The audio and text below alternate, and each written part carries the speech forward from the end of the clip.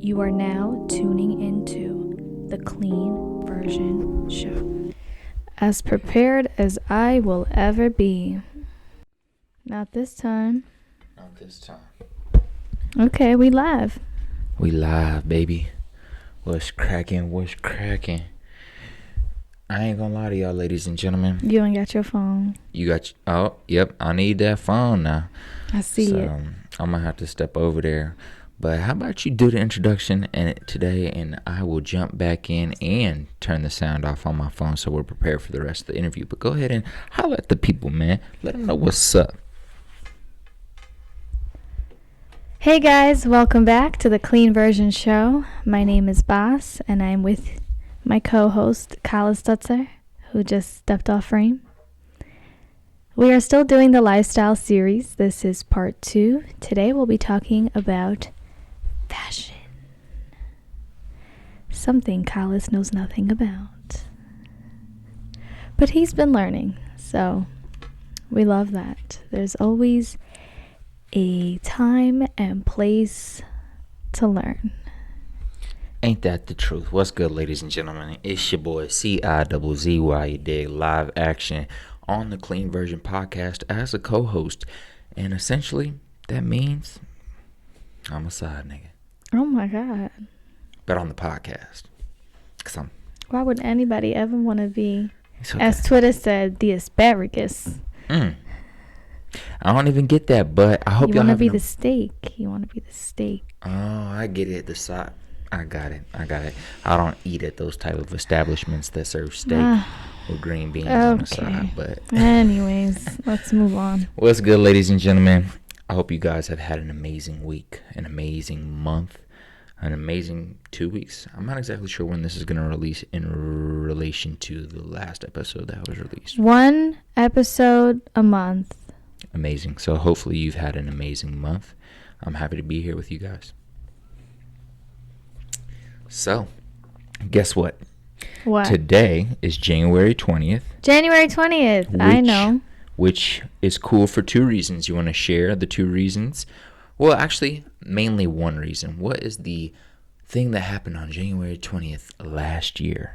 So, for those of you who don't follow me on socials, today I'm excited to celebrate that it's been exactly a year since I got together with Jermaine Arcane to work on the Blue Faces choreography. And we went on that journey for about 4 months. Then a whole other month with our dancers, which later we executed at our video shoot. So it feels amazing to celebrate that 1 year because it was already, just entering a long-term commitment that involves other people was like overwhelming in its own sense. Like, we're just going to take it every time that we, meet up, and to be able to look back and see like, damn, we did that, and time just goes, so it's like, feels good. Hell yeah, I love that. Speaking of long-term commitments, I love you. And speaking of long-term commitments, guess what, ladies and gentlemen? What? We about to be doing this podcast long-term. 12 Mm-hmm. months, 24 months, 36 months. We'll see. What's 12 plus 36? 48 you doing quick months. math? Yes, ma'am. All right, no public math, but today we are, like she said, going to be talking about fashion. So, Miss Batel Tamiet, I know you said I don't have any fashion sense, but let's talk about your fashion sense and where it all began. What is your earliest memory of just being interested, point blank period, in fashion or design, and just having an eye for clothing and putting a fit together, as they say? Like, when was your first moment where you're like, ooh, I love to dress up? I would say maybe like, I'm not sure what grade that was in, but in school we had to wear uniforms, and then the requirements for the uniforms like slightly changed, so they gave us like a hair of flexibility. And I just remember like trying as hard as I could to like still meet the requirements of the conduct teacher, whatever, but express myself. So I have this like memory of like matching my scarf to my stockings and like wearing just unconventional things, or even wearing all black. Like I remember in middle school with Juicy Couture, like yeah, everyone got the pink stuff, and I did have like a few of the pink stuff, but having like all black and feeling like chic, even though I was wearing a skirt down to the floor. So I would say like, yeah, around that time, because it was, you know, the whole point of having a uniform is so everyone is focused on education and not about outdoing each other with their wardrobe and whatnot. And people still did it. People would wear their uniforms with a Montclair jacket. People felt poor, you know. So shout out to like the $80 or $50 Montclair jackets you can find at Macy's. At Macy's? Go search, you'll find them. Oh, you said something about that. Yeah, I need to go find out about it. But anyways, I think that was like my first like calling. And then obviously when I wasn't in school, I would wear whatever I wanted. My mom had a good sense of style, and so she dressed me like before I was dressing myself. And yeah, and so she'd put me in the cutest things. So I think that I probably also have an influence from my mother on the low. When you look back at old photos, are you comfortable with what you were wearing? For the most part, yeah. So the other day, ladies and gentlemen, we were doing some cleanup downstairs, and we were finding photos on photos on photos. So when you were looking at those, were you like, okay, at that point, that was popping in my mind, or I think I put that fit together? Like, think about some of those photos you pulled up. And I'm not making fun of you by any means. I'm just asking you, do you feel like you was putting shit together? As a coherent person? As a coherent adult today, when you look back at those photos, do you be like, or are you like... Not as a baby. Like while I was in school? So... yeah, zero, as a baby, zero, I was zero. cute as shit, and then my mom said at a certain point, I was like, I want to get dressed. So I would pick my outfits, but also I had a very nice selection as well. My mom bought me nice clothes. But did you put them together? I did, yeah. As a kid, yeah. Then when I was like fighting to like express myself, maybe in like maybe end of 8th grade, high school, I don't know. I remember like in that hipster phase, like wearing colors that I would never dare to wear today. And speak on those colors. What colors would you? Because that's important in this fashion topic, and especially, you know, we want it to be relevant to today as well. So like, what are some colors that you like wouldn't dare put together? I have like a vivid outfit. I have a vivid outfit. This is when I didn't even know my future, but you know, American Apparel was so big, and I bought one of their high-waisted scrunchy pocket skirts that we all got in trouble for at school because it was too high, whatever, it was too high in the back. And then they had this they had a bunch of different heather grays, or not heather grays, heather material shirts. So when you do heather, there's like woven like threads, like natural threads through it, so you don't get an actual solid color. Like you're wearing a solid black right now. If it was like a heather black, there would be like threads of gray through it, and it would look different. It would feel different. It feels very nice, but the colors don't always come out like fire. I think like oatmeal looks good in heather, like the sweater that I wore the other day. Like that's really nice, but that is also knit. Anyways, I wore this like teal shirt, heather shirt, with like purple tights and these gray boots that had like studs on them. And I had this bright red umbrella, and I went to the beach. So you was really shooting for the sky. Yeah, because every day was a runway, you know?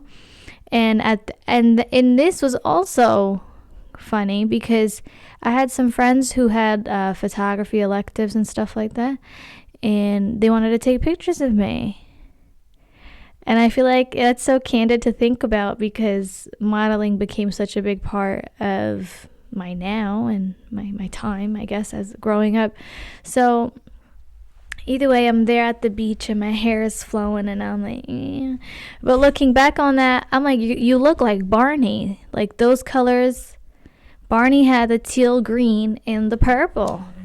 Yeah. And I'm like, cringe. Like, I can't look back at that right now. But I also know that I felt like this shit. Which is actually the most important when it comes to fashion, in my humble opinion. We can touch on that a little bit later. So you talk about, having to wear uniforms growing up through school. And I know I wasn't a fan of wearing uniforms. Now, I only had to do that for like a few months when we moved to Africa. And I went to like this British school. And they tried to make me wear uniforms. They don't play. I was getting kicked out of school every day because I was coming in there like a brat American kid per usual. And I was stepping in there and it's like, why don't you have your black socks on? I said, oof. Why don't you have your black socks on? And they're like, down to the socks. And then, so yeah, because you had to line up. I don't know if y'all had to do this at school. We had to line up for like, the, what's it called? The national song or whatever. You know what I'm talking about. Anthem, national anthem. Mm-hmm. And then we also had like another anthem. Anyways, but for that, we had to line up. And before we did the anthem, they would check all of our outfits to make sure everybody was set up nicely. And then they'd send you back home if you didn't. I always didn't have something, so it's the socks or I didn't have the right shorts. I'd be having black shorts instead of the navy blue, or I didn't have my belt on, or my pants wasn't tucked in. So them uniforms wasn't for me. But I love that you were trying to style yours. Did they get you with the ruler? Yeah, but not for that. They for different reasons in class. That was some bullshit too. But yeah, so you say that's kind of the beginning where you were like going out and you were trying to, under your circumstances of having to wear a uniform, still turn something into something fresh. And that was also something that was common in school. People were trying to still put the fit on even though they had to wear a uniform. So sure. Talk about maybe your transition into public school, which happened later in high school once you moved to Kansas, I believe. So talk about like that transition, going from uniforms are expected from the time you were little until you were damn near 17, and then coming to Kansas, which first off is a whole different type of style than people in New York. And then on top of that, you're not wearing uniforms. You're allowed to wear whatever you want. So talk about that experience. That's like a freedom bell for me. It's funny because I do remember as a freshman in high school, while I was still in yeshiva, there was one senior girl who always wore like stiletto heels. And it was such a sight, You're in this skirt down to the ground. You got sleeves down to your wrists, collarbone covered. And you walking around in pumps, and that was so like wow, because we were always thugging it, I mean, we have style, yeah, but in the end of the day, we were in school for so long that comfort was also a big aspect of things, right? Like wearing leggings underneath your skirt so you can like sit comfortably in your chair. So I mentioned this to say that once I got to go to high school, I wore heels to school. Now, I didn't wear stilettos because I think that's a little much, but I definitely wore like booties and whatnot. But at that point, well, yeah, I guess again, she was like way older. So, anyways, coming to Kansas, and I'm at this big school, and I can wear whatever I want. So I was finally able to express myself every day, and people would ask me like, why are you dressed up? And I was like, why are you not? Like what do you mean? Like, you have freedom, but people didn't see it that way. People just wanted to roll into class and roll out. And I remember we had I don't remember what it was, but I remember my class kind of got on my head top for not coming in chill. I was like, bro, if I wear sweatpants, I'm asleep. I don't think that I can function at school not dressed up and like ready for my day. And I wore one day like just straight up chill clothes. And I shit you not, I did fall asleep in most of my classes that day. It was very funny. I was comfortable, but it was You didn't come to school to just be comfortable, relaxed, and sleepy. For You came sure. to step out, do your work. You needed to have your excitement, your energy, and the outfit did that for you. I'm not taking no AP courses in my fucking PJs. That's not happening for me. In Kansas City Chiefs PJs with your oversized, zipped up Kansas City jacket with your backwards red Kansas City fitted cap. Don't think I had any of those pieces, but Yeah, I know you didn't. But so for me, that was a lot of fun. And then especially in public school, like being able to take art classes and being around like creatives definitely express themselves. And so that was dope to actually like be in a space and around people who were putting effort into their outfits and had their own aesthetic. So that was dope. In the middle of Kansas, people still had swag to a certain degree. For sure. And like you said, style is expression. So can you can you kind of talk about like certain outfits that you maybe put on today or certain type of style of fit that you'll put on that it's specific to your mood or it's specific to what you're trying to express or stand up for, or Hell yeah. maybe it's a power statement. Maybe it's just, this is how I'm feeling today. Like, is there a specific way you dress depending on mood or statement? And can you kind of touch on that, or times where you've dressed up to make a statement or where you've dressed up to just feel good because that's your happy outfit? Do you have a happy outfit? I know I have a happy outfit for you. But oh, that's okay. story. Anyways, it's a blue dress. Chill, y'all. Chill. Yeah. Blue dress, baby. Yeah, I do like that blue dress. I think that I feel really good in black, all black, black and white, gray, all gray, like monochrome, gradient colors. That's like my happy place. But I also strongly believe in color therapy. And so sometimes to channel certain things, I'll wear like all blue or all green, like green to feel grounded, blue if I feel like I'm working on music or singing, or if communication needs to be heightened for myself. And I do believe in that alignment. And so I do think that helps in my mood. My boss back in the day, shout out Nathaniel, he told me he would always wear white when it rained, and I adopted that. I love it. I mean, first of all, I love overcast, and so you wearing white in this grayscale backdrop is just so sweet to me. So that's like a feeling that I would say. A very intense outfit. I remember last year after while everyone was protesting summertime and I couldn't go, and I had like a weird incident with a neighbor, I felt there was a comment made about my wardrobe, and that was unacceptable. But I felt like if something so little can offend someone, regardless of their state of being, I bet it'd be a lot more offensive if you saw more of my skin. And so I wore like short shorts that I never usually do that for exercise, and a tank top and whatnot. And I went on like a 5-mile walk in the neighborhood, and I was like, I can't protest today, but this is going to be my own protest. And my neighborhood is predominantly Caucasian, so and I'm not saying that everybody's anti, older. I'm not saying everybody's racist or everybody's anti or whatnot, but I just, after that, having that interaction, something so small like showing my nice black legs could make a stand to a certain degree, or make somebody feel a certain way, and so that's like something that stuck out to me.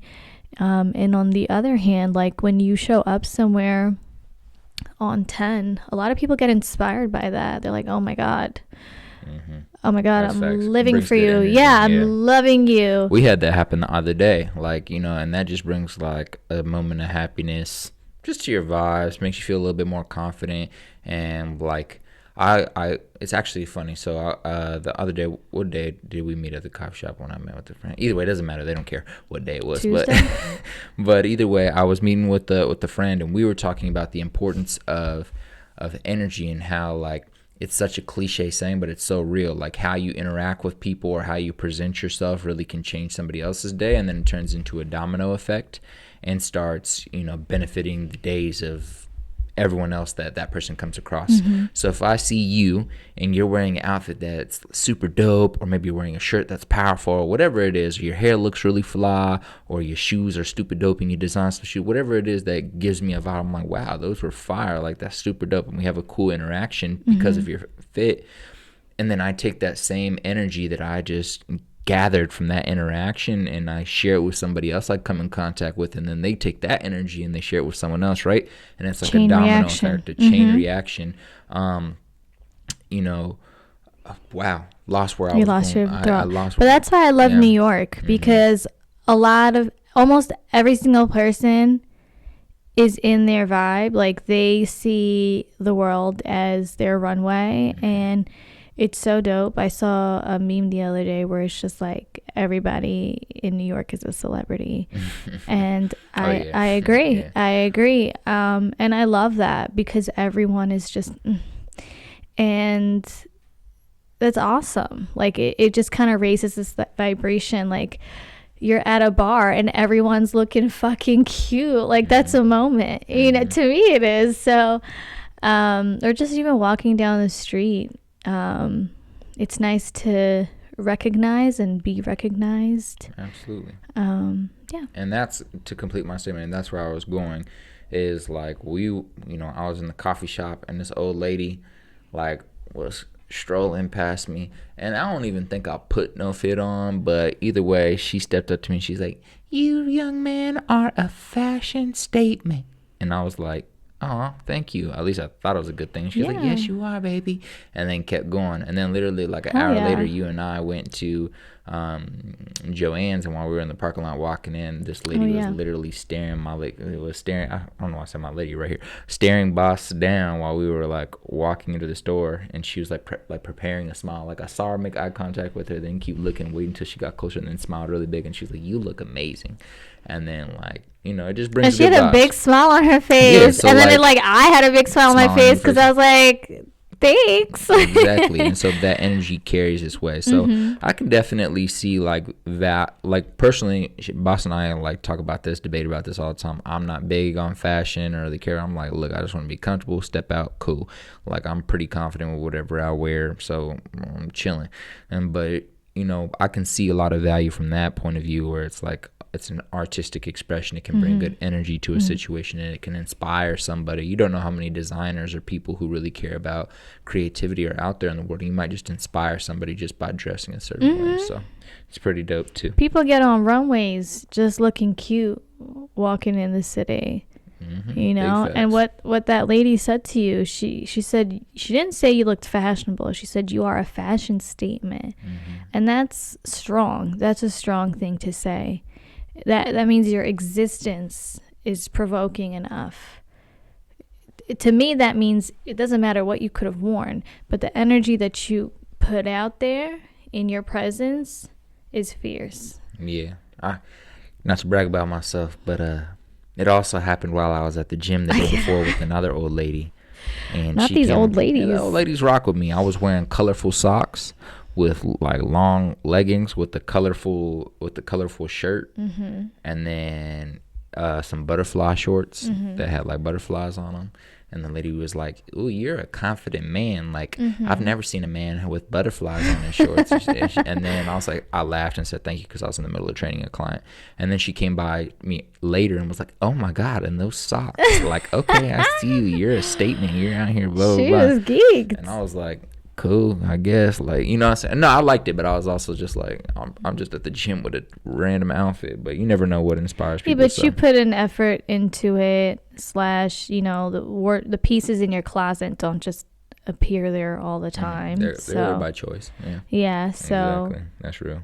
And speaking of there by choice and expression, I want to move into your first time kind of putting that energy into the digital world or putting it into a space that was accessible by more of a community outside of who just saw you in day to day. So let's talk about lookbook.new. Yeah. Let's talk about it. LOL.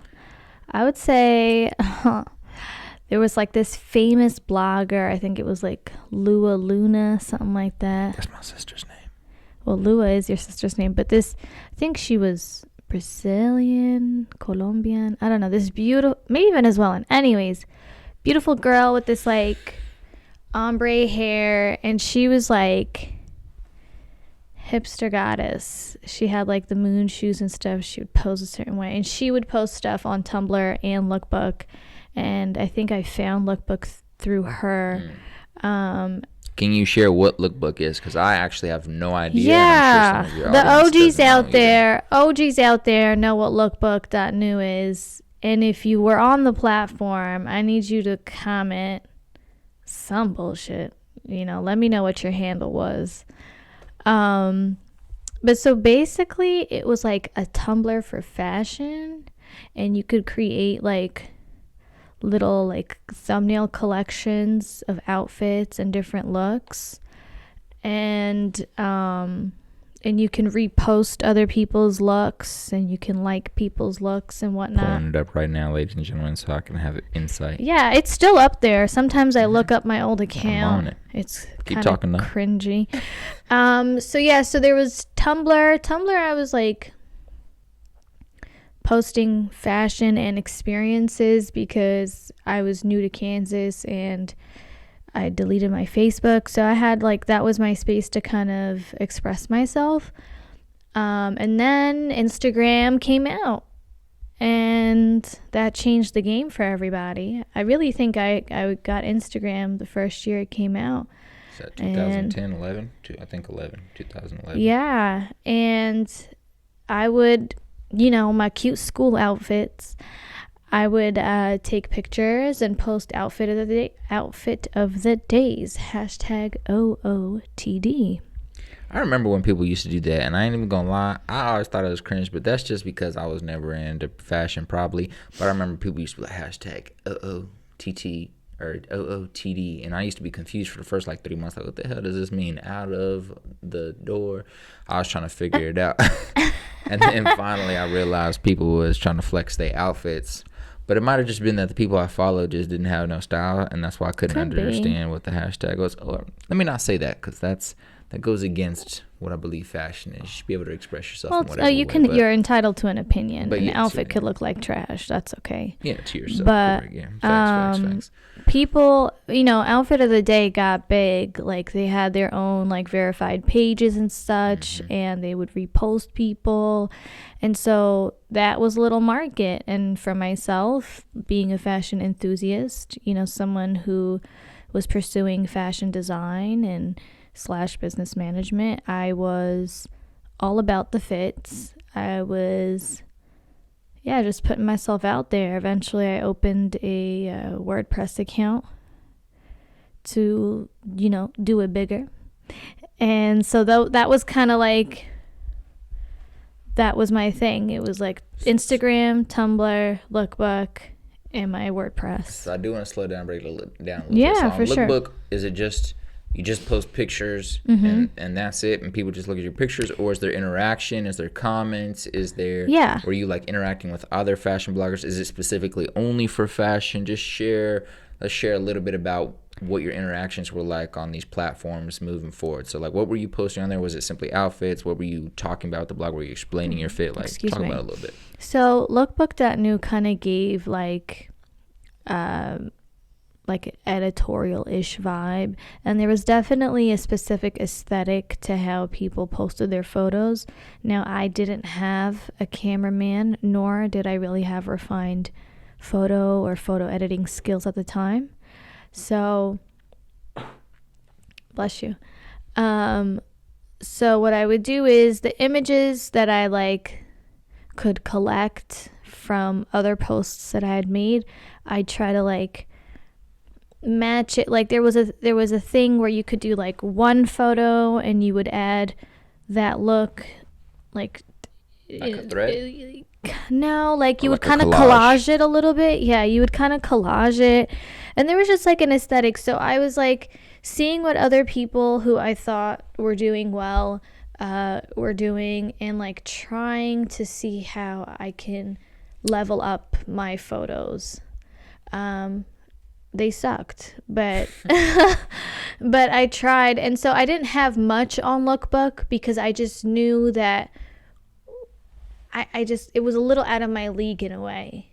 You weren't ready for it yet. No, because I like, the people had like crisp photos. Like people would go out, they had a photographer. And that's what you mean by editorial vibes. Like it was way more premium, I guess you could say, in terms of the content. I say editorial because there was sometimes like even set design included just to show off the outfit, which to me that's editorial. If you're trying to tell a story with the outfit and not just being like, hey, this is what I wore today.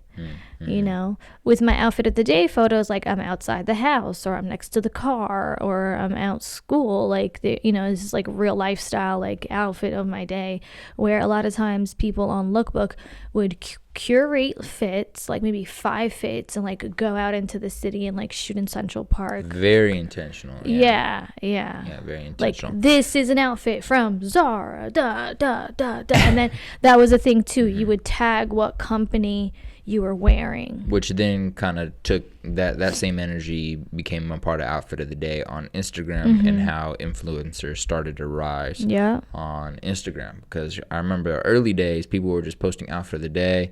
Little by little, they started tagging the fits they were wearing. Shoes from Gucci. Then little by little, they started charging the prices, and then influencer marketing came in. They started paying these people who had big followings, and then that's how Instagram blew up. Yeah. I think I was a baby influencer. You were a baby influencer, Steve Madden, right? Yeah. All right, let's talk about Steve Madden. So let's run that back. So you start on Lookbook New. You're posting here and there. You're kind of getting inspiration. You're getting more comfortable with posting your outfits and looking at it. And you're like, oh, that's pretty dope. You transition to Tumblr. You're kind of posting here and there, similar to Lookbook New, just trying to share some outfits, correct? And yeah, I think I was posting more on Tumblr and Instagram, and whatever I thought I could squeeze into Lookbook, I would. And then eventually I opened the WordPress account. Gotcha. So you're technically doing all this at the same time. Yeah, there was a big overlap with most of those. Okay, gotcha. That makes more sense. And so you're posting outfits of the day while you're in New York, while you're in Kansas City, and somebody reaches out to you. Start there. So I was here. I still was traveling after I moved here first time. But yeah, I get an email from a nice lady named Sarah, and she was reaching out to me for a potential job opportunity for Steve Madden magazine. And they found me on Instagram. Shout out to that hashtag. For real. And I think I only had like 300 followers. And back in the day, let me tell you something. 300 followers. Let me tell you something. 300 followers in 2011, 12. Chief Keef, 300 records. Untouchable. So anyways, I'm over here shook. At this time, I was actually, by then I think I started community college. Yes, I must have been like 19 or something. 20. Anyways, so I'm taking this this fashion design courses. I get this email from Steve Madden. They want to hire me. I'm like, what? And well, so they thought I was in New York. I wasn't in New York, so blah blah blah. They ended up figuring it out, and so I was gonna be a cultural correspondent. It was like this little contract deal, and this was like my first validation that I am in the right space. And so I say that because being in school and growing up in New York and then coming to study fashion design in Kansas of all places was really, really interesting and like cringy. Like I remember the teacher mentioned Alexander McQueen, and like only 2 people knew who that was. And I was like, you don't even need to know you don't even need to be anybody to know who Alexander McQueen is, in my opinion. And so I think that I also got, oh, sorry, what? Nah, I was just gonna say, to be honest, I thought Alexander McQueen was that little red car on the movie Cars. Oh my God. Until I realized Lightning that McQueen. Let me just take a deep breath for that one. Yeah, so I know I'm not talking about the fashion of things, but as far as like progression and experience of things, like having, like being recognized for what I was doing while struggling with my environment, put me like in a crossroad to a certain degree where I just felt like my time was being wasted in this space, / gave me a little bit of an ego boost, and I was like, oh, I'm doing this. You know what I mean? And so what were you doing?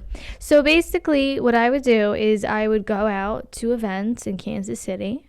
Was it a specific type of event or just it was up to me. So like that was kind of like what did I want to showcase, right? So one time I partnered up with a photographer. Her name is Maggie. She's very talented. And there was the car shows by the airport. I was like, yeah, let me pull up. Cute, take some flicks by some nice cars, keep it pushing. So that was an event. Another event, I met Marcus Yates at an art gallery, and he invited me to, I told him about what I was doing. We were going to collaborate on music or whatever. Anyways, he had a show. He was opening for Tech 9. And I was like, that's an event. So looked fucking cute. And I was bald then.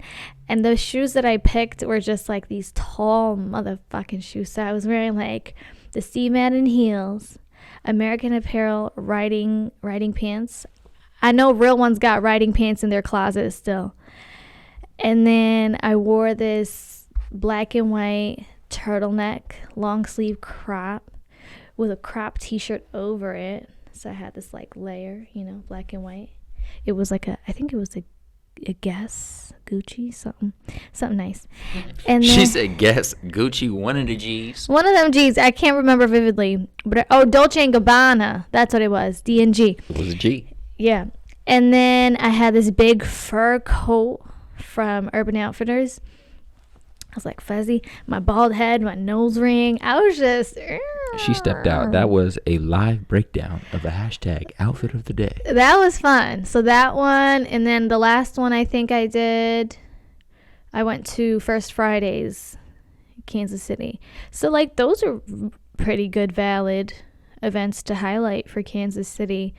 Either way, so I would get photos, and this actually doing Steve Madden was the reason why I bought a camera, kinda, yeah. I knew that I wanted one, but I couldn't find like the full validity to like drop a bag. Yeah, / needed help from family to do it. And so this really helped because it was like, I have this job. And I need to upgrade my photos. I mean, iPhone photos were not doing it at all. So, and then I would write about the experience. Let's take a quick pause to talk about the development of the quality of the iPhone camera from 2007 to 2021. It is ridiculous. If you have access to an iPhone version 1 and you look at the camera quality on that versus the camera quality on this, and this is still 3 years old. It is ridiculous. Look at the camera y'all watching this podcast from. Facts. It is ridiculous. This is a phone, not a camera. A phone, not a camera. Also, yes, at the time, the iPhone camera was looked at as one of the most valid phone cameras out in the game. Yeah, that was one of their big commercials when they first came out. Was all about their camera, capturing moments.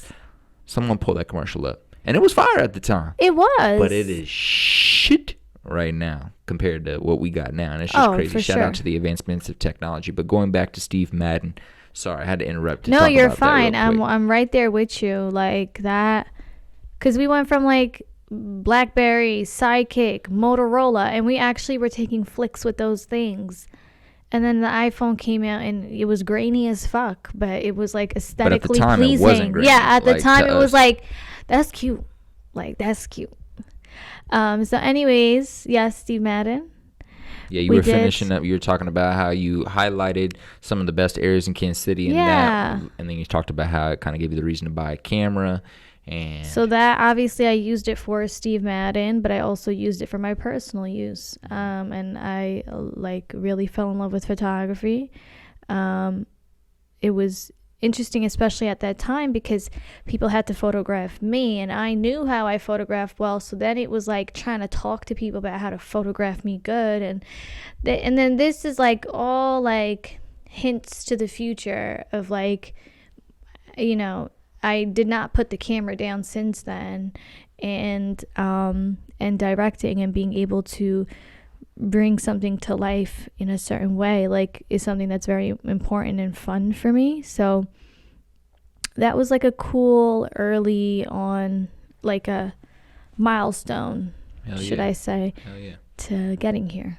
And you talk about that kind of being like a sort of validation, but let's talk about the evolution from Lookbook New, Tumblr, Instagram, WordPress into actually creating your own pieces, actually creating your own collection. Let's talk about the exposure collection. Oh my God, yeah. So in between this time space, I realized that like the name that I had, which at the time was Trendy Frenzy. That was the name you had on your WordPress website. Mm-hmm. Okay. That was like the name of your blog. My identity then, yeah. And I thought it was ironic because I didn't think I was doing the trendy stuff. I was doing my own thing and whatnot.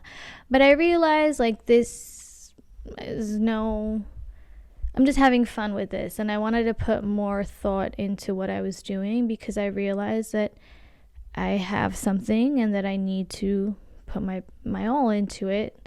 And so I started brainstorming a new name.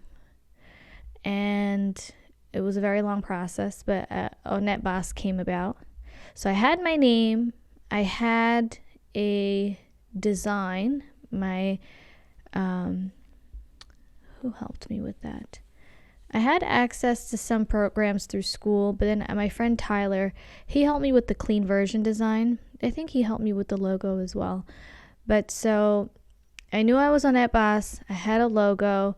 I got rid of WordPress, got rid of Tumblr, changed my name on Instagram, and I was now on HONNÉTEBAS. But what I was doing... What year is that? I have no idea what I was doing. That was 2014. Trying to get the people a timeline. Yeah, I think it was like... If it was 13, it must have been at the end of 13. But it was definitely 2014 because... I say that because... Nicole Leth, shout out Nicole Leth.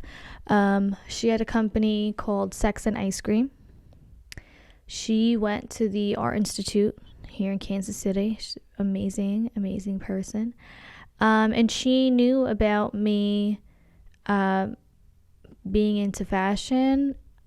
Now that I'm like thinking back on it, so I would like create my own little one-of-one pieces for myself, nothing extreme. But because I was in school and I had access to a machine and a serger and all this good stuff, like I would make stuff for the class and then I would make stuff for myself. And so for her end of the year thing, she was going to do a big fashion show at the Bower downtown.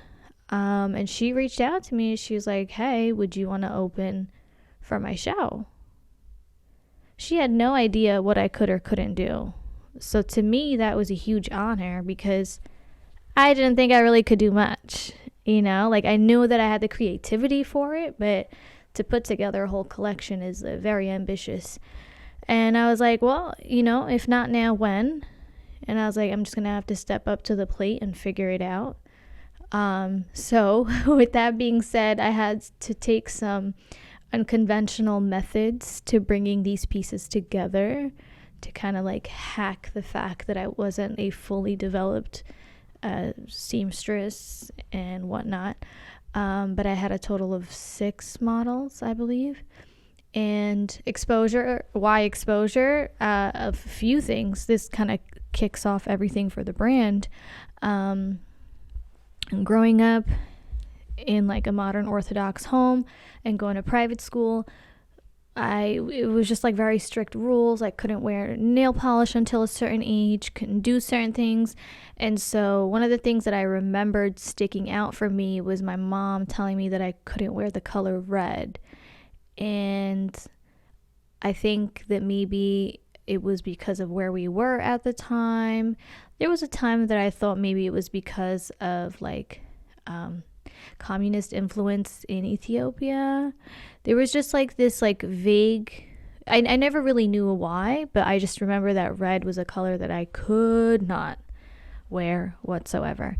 And that in cahoots with the fact that everywhere I went, people made a comment about my outfit or my wardrobe, and I felt like they were missing exposure to people and their sense of style, because walking down the street in New York, it would be just like regular, you know? But here in Kansas City, because no one had exposure to anything else, it's like, oh my God, what is she wearing? What is that? Or just not understanding it. And so I wanted to take that opportunity to, for one, like bring that color to life and try to work with it so I can get over the fact that I was told not to wear it, because I'm an adult and I could wear whatever I want. And then there was showing like edgy pieces, raw material. I loved exposed things, like exposed zippers and tacks and stuff like that. So yeah, and that was a great time because I got to use HONNÉTEBAS as my identity at the show, and it was amazing. That was so much fun.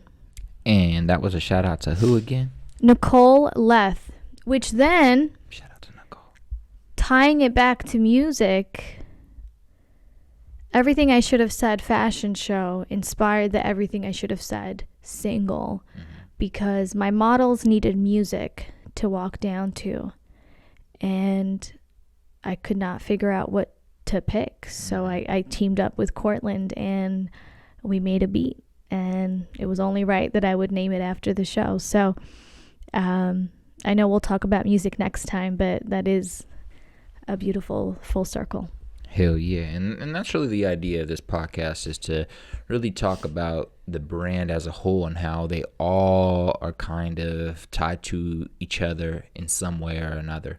You know, those like knit threads, those designs people take where they like put a needle and then they tie the thread to another needle and it's a whole thousands and thousands of needles.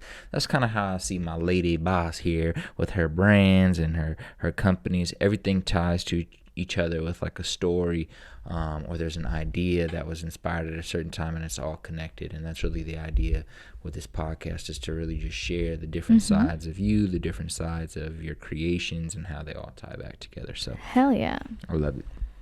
So let's talk about Generation 1 clean version. So what's that? The bag, hoodie, patches. Let's talk about what inspired that, and let's talk about some of the pieces and what was involved in that. Yeah, so I was working at American Apparel. I was in school, and I did the show, and I knew that I just got momentum. Like, what's my follow-up? And Kick down that internal door. Duke? I know, because I remember, I think something about Tommy Hilfiger came up about the fact that he had his first show at like 18, something crazy, or I think he had his own store at that age, something crazy. And you just don't get to choose when that happens. Not really, you know. I mean, you can go after it. It's one of the rules. You can go after it, but you know, I could not know that Nicole was doing a show and that she was going to reach out to me, right? So there was an opportunity at play, took advantage of it. Now I've had my first show. What am I going to do next? And so to me, those were like runway pieces. These are not day-to-day outfits. These are like unique one-of-one pieces. And what would be the ready-to-wear version of that? And so exposure was the mood board. And how do I bring that into a ready-to-wear? So ready-to-wear usually involves like basics, like joggers, hoodies, t-shirts, bags. And especially at this time, like having a t-shirt brand was already becoming like objectified in like the corny thing, like, oh, everybody got a t-shirt brand and da da da da, and how are you gonna do it different? And I thought of what exposure meant to me, and clean version was something that stuck out, where we had this taboo, we had this stigma, we have this separation in society where a lot of things that are just as they are or are only acceptable to certain adults have to be this hidden, obscured thing for the rest of the society. And it just got like super layered the more that I would just talk about it with everybody. Like I became kind of obsessed. And then I came up with this like I went to the mall and I got a hoodie. So I got a blank hoodie. I went to the mall and I got like a vinyl thing that said clean version done on it. And then I got like leather snake skin, like that green one that you saw. I got that in black, and I cut out like a strip of pieces. So I was really experimenting at this time, and I like sewed it on. And I was like, I'm just winging it. And it came out dope. But I was like, okay, one's not enough. So I stacked 3. And 3 look on point. And then like the number 3 started like speaking to me. And there were just all these layers and layers and layers as far as like having a third eye. And started thinking about conditioning a lot, and sexual conditioning, and what that meant and how it affected us. And I was like really diving deep, and I knew that was going to be the image, like a figure of a body and eyes. And Tyler Walker, shout out to you. So he was the one who was helping me bring it to life, because I was not that advanced in Adobe. And we were getting close, but not there yet. And so clean version is still on my mind. I get the job to go to LA. I thought I was going to New York. Now I'm in LA. I'm getting into this job. And then I do like my first photo shoot, like the first month that I'm in LA, in Joshua Tree with Aaliyah Clark. That shoot was amazing. And then it like hits me one day. I'm like, why would I draw a figure of just a random body? This brand is about me. It should be my body. And I reached out to Aaliyah and I was like, hey girl. I was like, I have this idea. And I don't know if she's ever done nude photo shoots before, but I felt so comfortable with this person. She was magic. And I explained to her the vision. And yeah, I did my first nude shoot. And it's funny because that's not the first one I recall, but it actually is the first one that I did. And that was wild. And then we took the photo and we outlined myself, placed the eyes, and that became the clean version image. And that's how we got on trains in LA.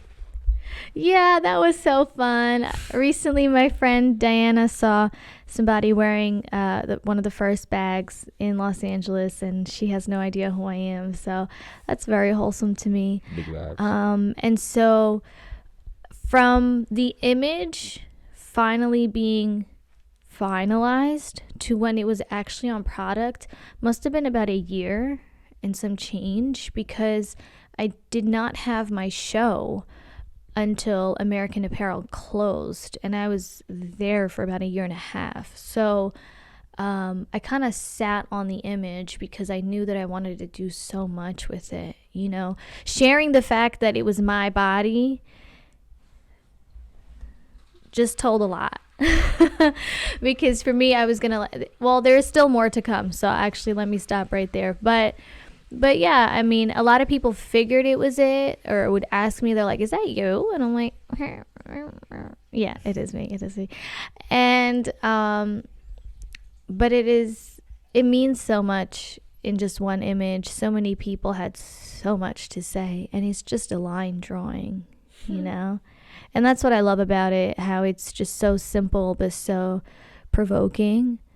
And yeah, and so then I'm like, oh my God, I'm having a show and I'm going to introduce my design finally. And so I put it out to production. I put it in on bags, t-shirts, and hoodies, and that was my first generation ready to wear collection almost 2 years after. And that's what year? That's 2017,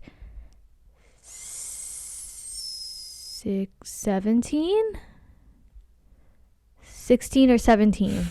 You know what I'm gonna ask her to do later this week? We're gonna like buy a whole bunch, or like 2 long papers, and literally create a timeline. Yeah, We're gonna literally create one of those drawn timelines, that'd be dope. and then we're gonna add it to your website. Yeah, that'd be cool. Oop, new ideas. So Stay tuned. I do have a few personal questions that I wanted to ask you. Sure. So we know that you have designed a few outfits, have designed some designs that you've created one-on-ones down here. You just created something yesterday or the day before. Yeah. You've created, a lot of stuff. Let's just start there. Yeah. So I wanted to ask you if you have any plans in the future on designing things outside of the fashion space. So designing a pair of headphones for Apple, or designing a bathtub for a nice in-home design company for homes, or designing anything. So do you have and it's okay if not, but do you have any internal motivations to design outside the fashion world? I do. I definitely want to do shoes. I want to do shoes because I feel like I don't find shoes that I want that are also comfortable, that just like are me. There's a part of me that has entertained eyewear, also for a selfish reason. That's where it all starts, right? You find a problem and you want to find a solution to that. It may be which only is a problem funny. For you, but you think it is, but it really applies to a whole lot of people. Well, which is funny because TT tells me that her she's in a creative space right now, and she was told that, don't design for yourself. And I'm not in that space, so I can't talk to the person who said that. But to me, I feel like, why wouldn't I design for myself? Like, why? Because a lot of times style and design falls into cultures and subcultures and lifestyle. And by default, I'm going to belong to somewhere along those lines. And I don't think that I need to, from my creative point of view, I know this is not a business point of view, right? I'm not going to go find that niche lifestyle or market. Like, I'm not going to go like, okay, skaters, I'm going to make something for the skate community. And that's that. When I love the skate community, I don't skate right now. I'm not up to date with day-to-day stuff. And it's outside of me, right? Where I feel like I know what I like. And most of that stuff is basic, right? Like if I was creating these really crazy, vibrant pieces that, I don't know. I don't even know what I'm trying to say with that. But I just feel like creating for myself is the best way to go about it, because I know that I have good taste and other people are going to fuck with it. And if they don't, it's also okay, because I'm not trying to be a Walmart. I'm not trying to like mass produce to hundreds and thousands of people in the world. If when that happens, then I can deal with that then. But as for now, I think that it is important for me to create what I want, because nobody else is creating it. Right. And if they were creating it, I would have bought it. If you like it, awesome. It was made for you. If you don't like it, awesome. It wasn't made for you. simply put. Yeah. I love it. I love it. And we've talked about, and you've stated that all your pieces kind of tie back to personal experiences or personal thoughts or personal, experiences. So with that being said, is there anything that you're currently passionate about right now, or that's been on your mind a lot right now, that might potentially inspire future pieces, or maybe inspired a piece that you've created in the past few months? Not that I can think of, actually. I just know that I've been itching to create, and I also feel like my wardrobe is sad face. I need new things, and so I just pick up and go. I think why I also love this process is because I do a lot of upcycling and just bringing life to things that were already there that are just not doing anything for me anymore. And this Valentine's Day collection that I'm working on, gonna try to bring some fun silhouettes to life. And this podcast might be out just before Valentine's Day, or on Valentine's Day. Yeah, stay tuned. Gonna do some dope visuals and whatnot. But either way, I think it'd be nice to give people some things that were made with my two hands, and not just production things. And yeah, I mean, inspired by love.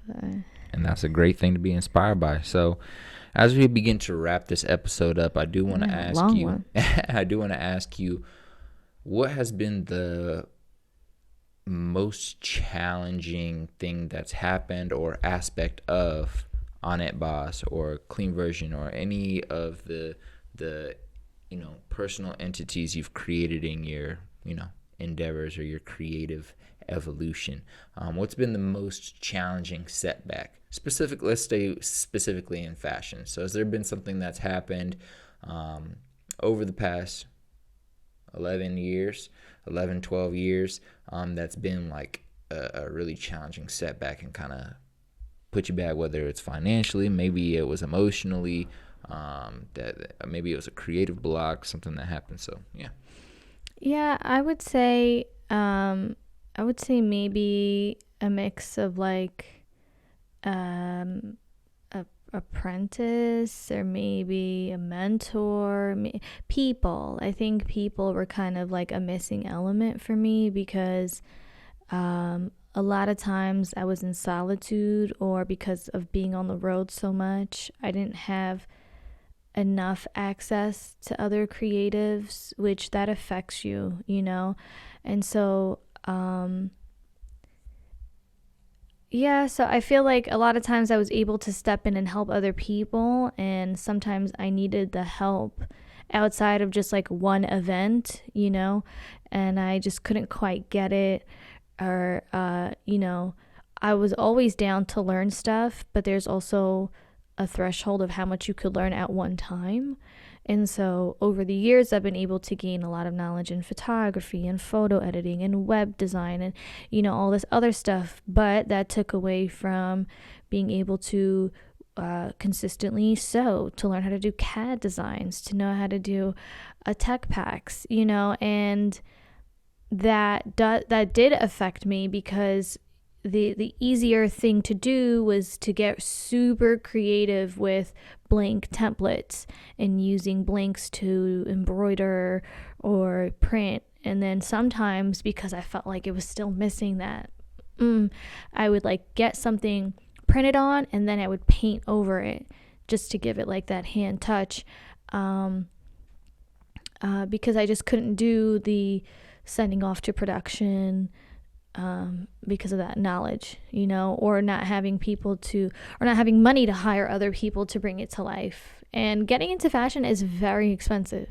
Facts. Very, very expensive. Even on the most baseline of levels where you're not even being extremely creative, it's still expensive. Yeah. So I would say those were kind of challenges. And it definitely did not stop me. It just deterred you on your path. Pivoted me to different directions. And she jumped over that obstacle.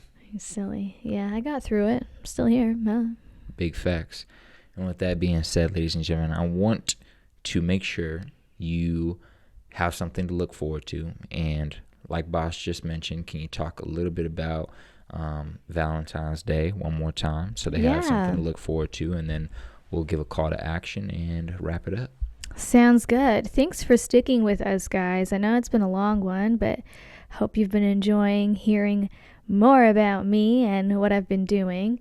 So I've been planning a nice little Valentine's thing for you guys.